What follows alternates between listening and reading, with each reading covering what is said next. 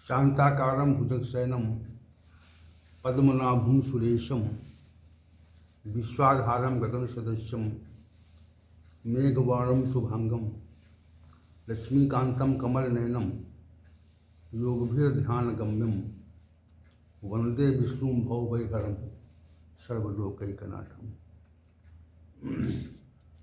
हम सभी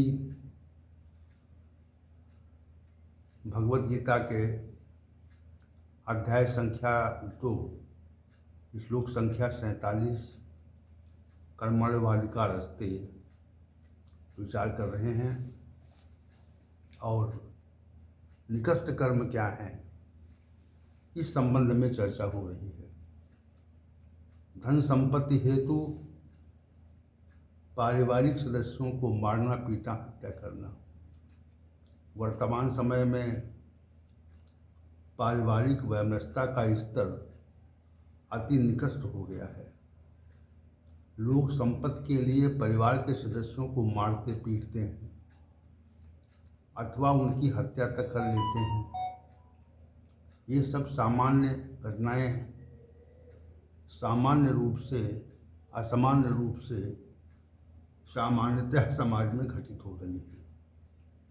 जिस धन संपत्ति के लिए हम किसी भी परिवार के सदस्य को मारते पीटते हैं, हत्या करते हैं तथा हत्या करना चाहते हैं, वो धन संपत्ति भी अंततः स्थायी रहने वाली नहीं है, अर्थात समाप्त होने वाली है। धन संपत्ति के लोभ में जो पारिवारिक विघटन और हत्या होती है उसका दंड बहुत प्रबल होता है। धन संपत्ति हमारे प्रारब्ध के अनुसार ही हमें प्राप्त होती है। प्रारब्ध के प्रतिकूल हमें एक पैसा भी प्राप्त नहीं हो सकता, चाहे हम कितना भी प्रयास क्यों न करें। मनुष्य को धन संपत्ति प्राप्त होती है जिससे हम सुख का आभास करते हैं। यदि शुभ कर्मों के पश्चात वो प्राप्त होती है तो वो टिकती है और अशुभ कर्मों के पश्चात प्राप्त होती है तो वो टिकती नहीं, अर्थात रुकती नहीं है।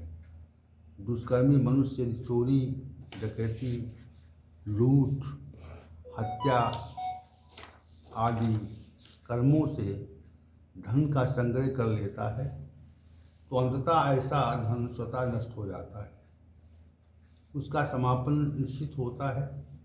इस कारण हमें परिवार के सदस्यों को धन हेतु मारना पीटना और उनकी हत्या नहीं करना चाहिए।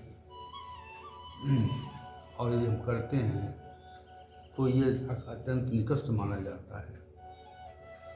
खाद्य वस्तुओं में अखाद्य वस्तुओं को मिलाना, किसी व्यवसाय में अधिक लाभ कमाने के उद्देश्य से खाद्य वस्तुओं के निर्माता व्यवसायी किसी अन्य सस्ते अखाद्य वस्तुओं को मिलावट कर देते हैं। ये कर्म बहुत निकृष्ट श्रेणी का है। परमात्मा समस्त प्राणी मात्र के लिए, विशेषकर मनुष्यों के लिए अनेक प्रकार के वनस्पतियाँ, अनाज, फल आदि उत्पन्न कर रहा है ताकि मनुष्य का भरण पोषण उचित रूप से हो सके। जो अन्न उत्पन्न होता है उससे हम समस्त मनुष्यों की रक्षा होती है, अर्थात हम सभी उसे ग्रहण करके ही जीवित रहते हैं। इस प्रकार खाद्य वस्तुएं परमात्मा द्वारा ही समस्त मनुष्यों को के लिए उत्पन्न की जाती हैं।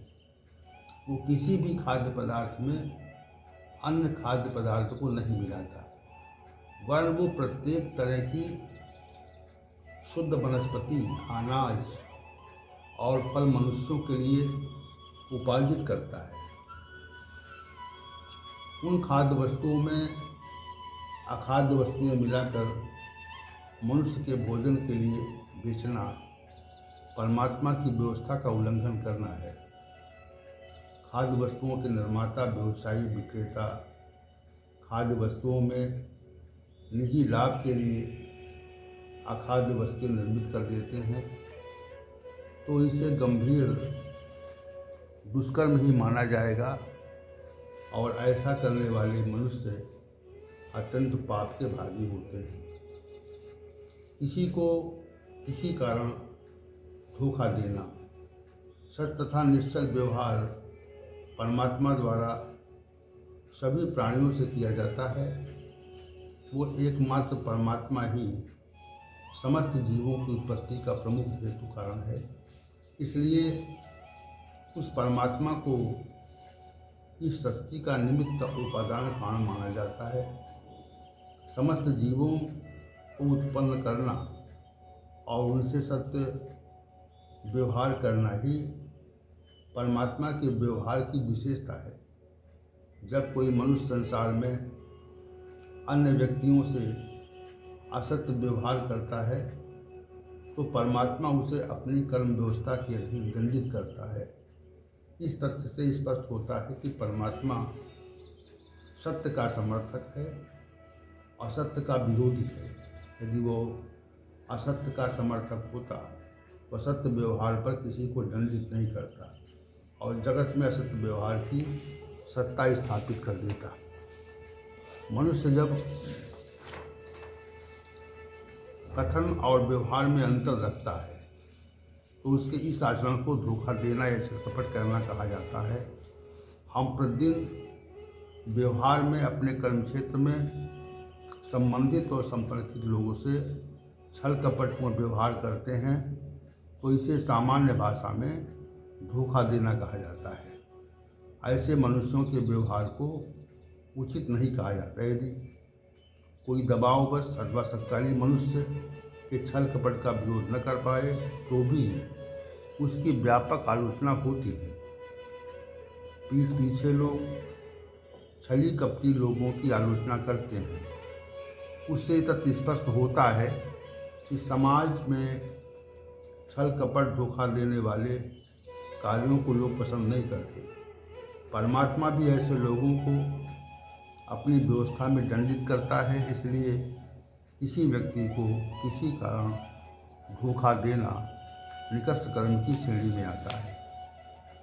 हम किसी को धोखा देकर उसकी धन संपत्ति हड़प लेते हैं अथवा अन्य किसी भी प्रकार से उसे क्षति पहुंचा सकते हैं, परंतु वो धोखा देने वाला कृत्य परमात्मा द्वारा प्रदत्त नहीं है, स्वीकृत नहीं है तथा समाज भी इसे स्वीकृति प्रदान नहीं करता। इसी कारण किसी को धोखा देकर हम यदि किसी भी प्रकार की धन संपत्ति एकत्र कर लेते हैं तो भी वह अंततः वो विनिष्ट हो जाती है। धोखा देकर प्राप्त की गई धन संपत्ति, ऐश्वर्य तथा अन्य सांसारिक भोग अंततः परिणाम में प्रतिकूल फल देते हैं जो हमारे दुख का कारण होता है और उसके परिणाम में हम सुग्रस्त हो जाते हैं। इस कारण यह निकृष्ट कर्म है जिसका हमें कभी भी आचरण नहीं करना चाहिए और निश्चित रूप से हमें सभी मनुष्यों के प्रति निश्चल व्यवहार करना चाहिए। हमें ये ध्यान रखना चाहिए कि हम संसार में किस तरह का व्यवहार करते हैं। हमारे व्यवहार से लोग उत्पीड़ित तो नहीं है और यदि उत्पीड़ित हैं तो हमें अपने व्यवहार में निश्चित रूप से परिवर्तन करना चाहिए। हम अपने कर्म पर प्रतिदिन दृष्टि रखें और ये देखें कि हमारा जो कर्म है वो स्वार्थपरक है या परमार्थपरक है। यदि हमारा कर्म स्वार्थपरक है तो निश्चित रूप से हम स्वार्थी हैं। स्वयं के लिए किए जाने वाले समस्त कर्म स्वार्थ की श्रेणी में आते हैं और दूसरों के हित के लिए किए जाने वाले कर्म परमार्थ की श्रेणी में आते हैं। यह विनिश्चय शीघ्र ही हो जाता है कि हम स्वयं के लिए कर्म कर रहे हैं या दूसरों के लिए कर रहे हैं। इसलिए हमें सभी के प्रति सामान्य रूप से अच्छा व्यवहार करना चाहिए। ओम शानावतु शानौ भुनक्तु शावीर्यं करवावहै तेजस्विनावधीतमस्तु माँ विद्विषावहै। ओम शांति शांति शांति।